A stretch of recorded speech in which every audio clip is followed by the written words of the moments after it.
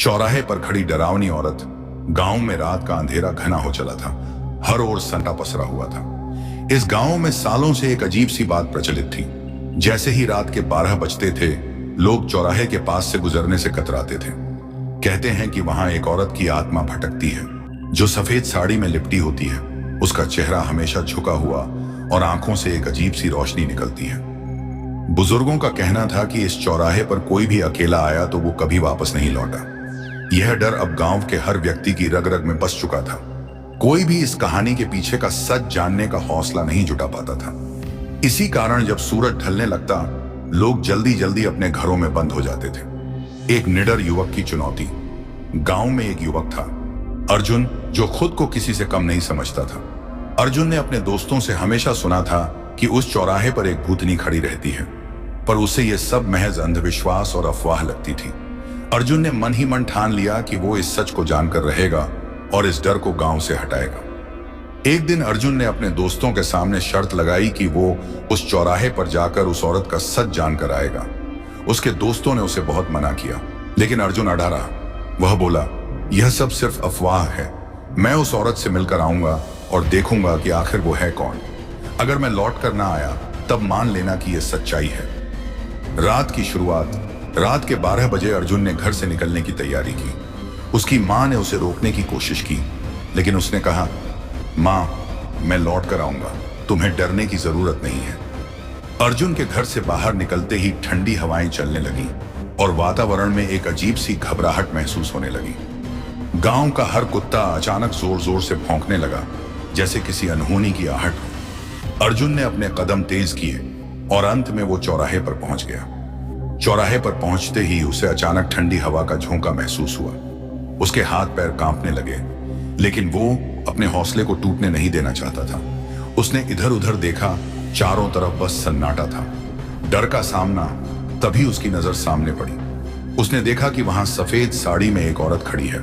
उसके लंबे काले बाल उसके चेहरे को ढक रहे थे और उसके हाथ बिल्कुल स्थिर थे। अर्जुन को अपनी सांसें भारी महसूस होने लगी। वो जानता था कि उसे डरना नहीं है, पर उस औरत की खौफनाक उपस्थिति ने उसकी हिम्मत को डगमगा दिया। तुम कौन हो? अर्जुन ने हिम्मत जुटाकर पूछा, पर उस औरत ने कोई जवाब नहीं दिया। उसके होंठों पर हल्की सी मुस्कान आ गई, जो बहुत ही भयानक थी। अर्जुन को लगा कि उसकी हड्डियां तक कांप रही हैं। उसके कदम धीरे धीरे पीछे हटने लगे, लेकिन तभी उसे महसूस हुआ कि वो अपनी जगह से हिल भी नहीं सकता। औरत ने धीरे से अपना चेहरा उठाया। उसकी आंखें लाल चमक रही थीं, जैसे कि उनमें आग की लपटें हों। वो बोली, क्यों आए हो यहाँ? क्या तुम्हें अपने प्राण प्यारे नहीं हैं? उसकी आवाज में इतनी घबराहट थी कि अर्जुन के रोंगटे खड़े हो गए।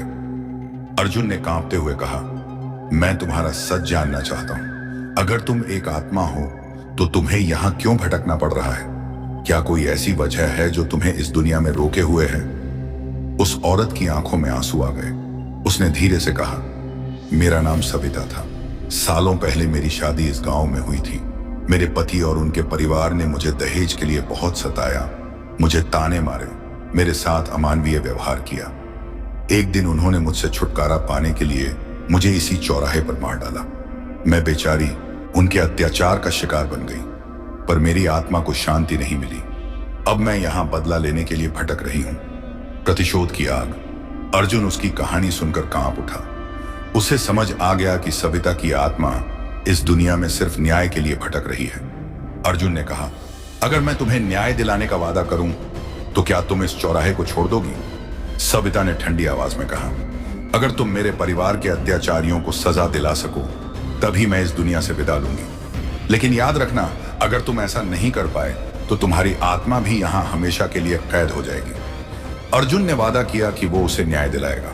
उसने सविता से कहा, तुम चिंता मत करो, मैं तुम्हारी कहानी गांव वालों को बताऊंगा और उनके सामने सच लाकर तुम्हारे अत्याचारियों को सजा दिलाऊंगा। सच्चाई का पर्दाफाश। अर्जुन अगले दिन गांव लौटा और उसने सविता की कहानी सबके सामने रखी। उसने गांव के मुखिया और बाकी लोगों को बताया कि किस तरह सविता को मार डाला गया और उसकी आत्मा आज भी न्याय की मांग कर रही है। पहले तो गांव के लोग इस पर यकीन नहीं कर पाए, लेकिन अर्जुन की दृढ़ता देखकर उन्होंने उसकी बात मान ली। गांव के कुछ बुजुर्गों ने अर्जुन की मदद की और सविता के परिवार के खिलाफ कार्रवाई शुरू कर दी। धीरे धीरे सविता की कहानी सबके सामने आई और उसके परिवार के दोषियों को गिरफ्तार किया गया। आत्मा को मुक्ति।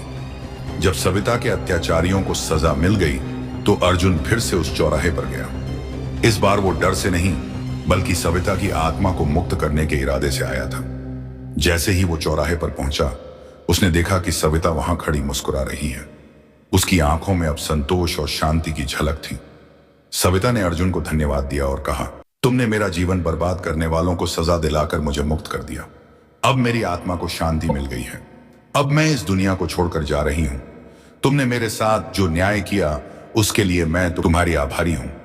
और इसके साथ ही सविता की आत्मा धीरे धीरे अदृश्य हो गई। अर्जुन ने संतोष की सांस ली और महसूस किया कि उसने एक आत्मा को उसकी मुक्ति दिलाई है। उस रात के बाद से गांव के लोग चौराहे से बिना डरे गुजरने लगे और अर्जुन की बहादुरी की कहानी हर ओर फैल गई।